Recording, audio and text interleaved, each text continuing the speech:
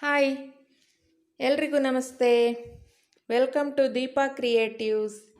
ನೀವಿನ್ನು ನನ್ನ ಚಾನಲ್ಗೆ ಸಬ್ಸ್ಕ್ರೈಬ್ ಆಗಿಲ್ಲ ಅಂದರೆ ಪ್ಲೀಸ್ ನನ್ನ ಚಾನಲನ್ನು ಸಬ್ಸ್ಕ್ರೈಬ್ ಮಾಡಿ. ಹಾಗೆಯೇ ಬೆಲ್ಲೈಕನನ್ನು ಕ್ಲಿಕ್ ಮಾಡಿಬಿಟ್ಟು ಆಲ್ ಅನ್ನೋ ಆಪ್ಷನನ್ನು ಸೆಲೆಕ್ಟ್ ಮಾಡಿ. ನಾನು ಇವತ್ತು ನಿಮಗೆ ಕಡಲೆಕಾಳಿನ ಉಸುಳಿ ಯಾವ ರೀತಿ ಮಾಡೋದು ಅನ್ನೋದನ್ನು ತಿಳಿಸ್ಕೊಡ್ತಾ ಇದ್ದೀನಿ. ಇದು ತುಂಬಾ ಟೇಸ್ಟಿಯಾಗಿರುತ್ತೆ, ಅಲ್ಲದೆ ಆರೋಗ್ಯಕ್ಕೂ ಕೂಡ ತುಂಬಾ ಒಳ್ಳೆಯದು. ಖಂಡಿತವಾಗಿಯೂ ನೀವು ಇದನ್ನು ಆವಾಗವಾಗ ಮಾಡಿ ತಿಂತಾಯಿರಿ, ಆರೋಗ್ಯವನ್ನು ಕಾಪಾಡ್ಕೊಳ್ಳಿ. ಮಾಡುವ ವಿಧಾನವನ್ನು ನೋಡ್ಕೊಂಡು ಬರೋಣ. ಇಲ್ಲಿ ಒಂದು ಪಾತ್ರೆಗೆ 1 ಕಪ್ನಷ್ಟು ಕಡಲೆಕಾಳನ್ನು ಹಾಕ್ಕೊಳ್ತಾ ಇದ್ದೀನಿ. ಹಾಗೆಯೇ ಚೆನ್ನಾಗಿ ವಾಶ್ ಮಾಡ್ಕೊಂಡು ಬಂದಿದ್ದೀನಿ. ಇವಾಗ ನೆನೆಯೋಕ್ಕೆ ಬೇಕಾದಷ್ಟು ನೀರನ್ನು ಹಾಕ್ಕೊಳ್ಳೋಣ. ಒಂದು ಮುಚ್ಚಳವನ್ನು ಮುಚ್ಚಿಬಿಟ್ಟು 1 ಓವರ್ನೈಟ್ ಹಾಗೇ ಬಿಡಬೇಕು. ನಂತರ ನೋಡಿ ಎಷ್ಟು ಚೆನ್ನಾಗಿ ಕಡಲೆಕಾಳು ನೆನ್ಕೊಂಡಿದೆ ಅಂತ. ಇವಾಗ ಆ ಕಡಲೆಕಾಳನ್ನು ಒಂದು ಕುಕ್ಕರ್ಗೆ ಹಾಕ್ಕೊಳ್ತಾ ಇದ್ದೀನಿ. ನಂತರ ಬೇಯಲು ಬೇಕಾದಷ್ಟು ನೀರನ್ನು ಹಾಕ್ಕೊಳ್ಳೋಣ. ಮುಚ್ಚಳವನ್ನು ಮುಚ್ಚಿಬಿಟ್ಟು 3 ವಿಸಿಲನ್ನು ಕೂಗಿಸ್ಕೋಬೇಕಾಗತ್ತೆ. ಅಲ್ಲಿ ತನಕ ನಾವು ಮಸಾಲೆಯನ್ನು ರುಬ್ಕೊಳ್ಳೋಣ.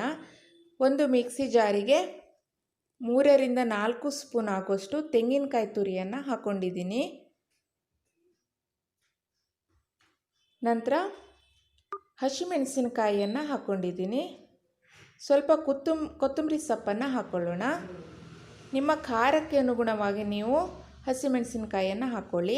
ಸ್ವಲ್ಪ ನೀರನ್ನು ಹಾಕ್ಕೊಂಡು ಇದನ್ನು ಗ್ರೈಂಡ್ ಮಾಡ್ಕೊಂಡು ಬಂದಿದ್ದೀನಿ. ಇಷ್ಟು ಗ್ರೈಂಡ್ ಆದರೆ ಸಾಕು ನೋಡಿ. ಇವಾಗ ಕಡಲೆಕಾಳು ಬೆಂದಿದೆಯಾ ಅಂತ ಚೆಕ್ ಮಾಡ್ಕೊಳ್ಳೋಣ. ಕಡಲೆಕಾಳು ಚೆನ್ನಾಗಿ ಬೆಂದಿದೆ. ಇದನ್ನು ನೀರು ತೆಗೆದ್ಬಿಟ್ಟು ಬಂದಿದ್ದೀನಿ ನೋಡಿ.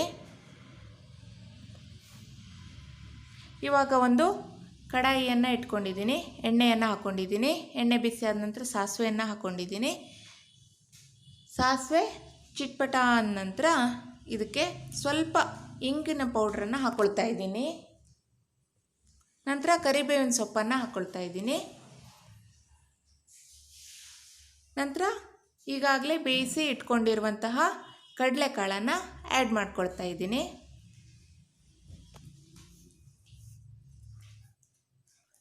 ನೋಡಿ, ಚೆನ್ನಾಗಿ ಇದನ್ನು ಮಿಕ್ಸ್ ಮಾಡ್ಕೊಳ್ಳೋಣ.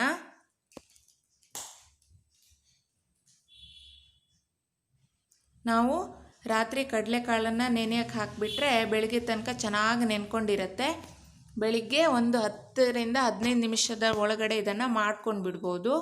ನಂತರ ನೋಡಿ, ಈಗಾಗಲೇ ಗ್ರೈಂಡ್ ಮಾಡಿ ಇಟ್ಕೊಂಡಿರುವಂತಹ ಮಸಾಲವನ್ನು ಹಾಕ್ಕೊಳ್ತಾ ಇದ್ದೀನಿ. ತಕ್ಕಷ್ಟು ಉಪ್ಪನ್ನು ಹಾಕ್ಕೊಳ್ತಾ ಇದ್ದೀನಿ. ಚೆನ್ನಾಗಿ ಇದನ್ನು ಮಿಕ್ಸ್ ಮಾಡ್ಕೊಳ್ಳೋಣ.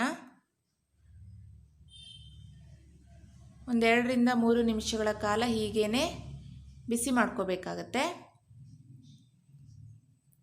ಲಾಸ್ಟಲ್ಲಿ ಕೊತ್ತಂಬರಿ ಸೊಪ್ಪನ್ನು ಹಾಕ್ಕೊಳ್ತಾ ಇದ್ದೀನಿ. ಕೊತ್ತಂಬರಿ ಸೊಪ್ಪನ್ನು ಹಾಕ್ಕೊಂಡು ಒಂದ್ಸಲ ಚೆನ್ನಾಗಿ ಮಿಕ್ಸ್ ಮಾಡ್ಕೊಳ್ಳೋಣ. ತುಂಬಾ ಟೇಸ್ಟಿಯಾಗಿರುತ್ತೆ. ಮಕ್ಕಳಿಗೆ ಟಿಫಿನ್ ಬಾಕ್ಸ್ಗೆ ಇದನ್ನು ಮಾಡಿ ಕಳಿಸ್ಬೋದು ನಾವು. ಆರೋಗ್ಯನೂ ಚೆನ್ನಾಗಿರುತ್ತೆ ಈ ರೀತಿ ಕಾಳುಗಳ ಉಸುಳಿಗಳನ್ನು ಮಾಡಿ ತಿನ್ನೋದ್ರಿಂದ. ನೋಡಿ, ಇವಾಗಿದು ರೆಡಿಯಾಗಿದೆ. ತುಂಬಾ ಟೇಸ್ಟಿಯಾಗಿರುತ್ತೆ ಫ್ರೆಂಡ್ಸ್. ಖಂಡಿತವಾಗ್ಲೂ ನಿಮ್ಮ ಮನೆಯಲ್ಲಿ ಇದನ್ನು ಒಂದ್ಸಲ ಟ್ರೈ ಮಾಡಿ, ಆವಾಗವಾಗ ಮಾಡಿ ತಿನ್ನಿ, ಆರೋಗ್ಯವನ್ನು ಕಾಪಾಡ್ಕೊಳ್ಳಿ. ಈ ರೀತಿ ಕಡಲೆಕಾಳಿನ ಉಸುಳಿಯನ್ನು ಮಾಡಿ ತಿನ್ನೋದ್ರಿಂದ ತುಂಬಾ ಒಳ್ಳೆಯದು ಅಂತ ಹೇಳ್ತಾ ಈ ವಿಡಿಯೋವನ್ನು ಲೈಕ್ ಮಾಡಿ, ಶೇರ್ ಮಾಡಿ. Thanks for watching. ಬಾಯ್.